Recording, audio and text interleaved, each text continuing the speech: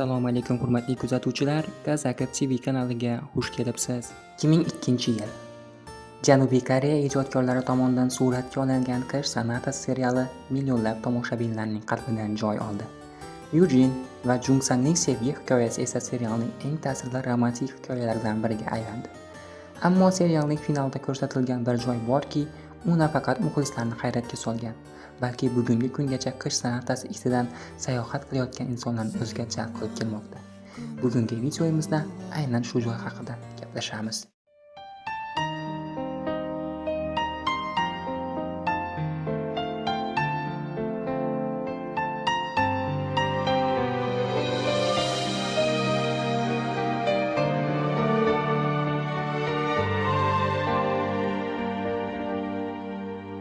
내게 올 수 없을 거라고 이젠 그럴 수 없다고 제발 그만하라고 나를 달래지 정말 잊어버리고 싶어 다시 Bu dengiz bo'yidagi oq uy.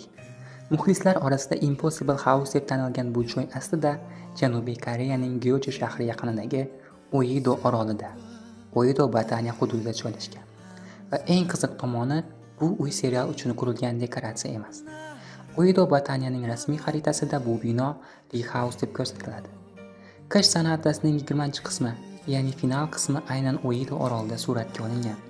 Serial voqealarining oxirida Yujin va Jungsangning uzoq yillik ayriliq va sinovlardan keyingi uchrashuvi shu joy bilan bog'lanadi. Jungsang Yujin uchun orzu qilgan uyni yaratadi.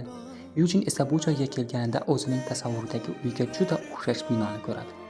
Shu tariqa serial davomida bir nechta bor tilga olingan orzu nihoyat haqiqatga aylandi.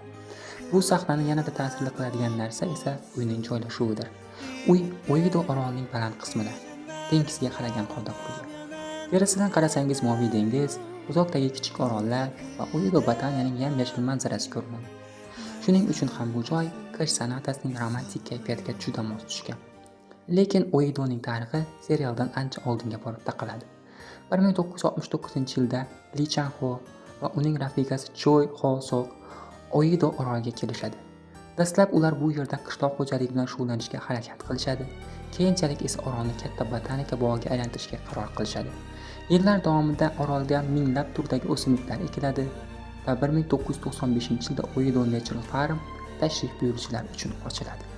Bugungi kunda esa bu maskan Oido Bataniya nomi bilan mashhur. 2002-yilda Qish sonatasining final qismi shu yerda suratga olingach, Oido nafaqat tabiat go'zalligi, balki koreys dramalar muxlislari uchun ham mashhur manzilga aylandi. Aytgancha Impossible House degan nom Oido Bataniyaning rasmiy nomi emas. Rasmiy manbalarda bu bino Lee House nomi bilan ko'rsatiladi.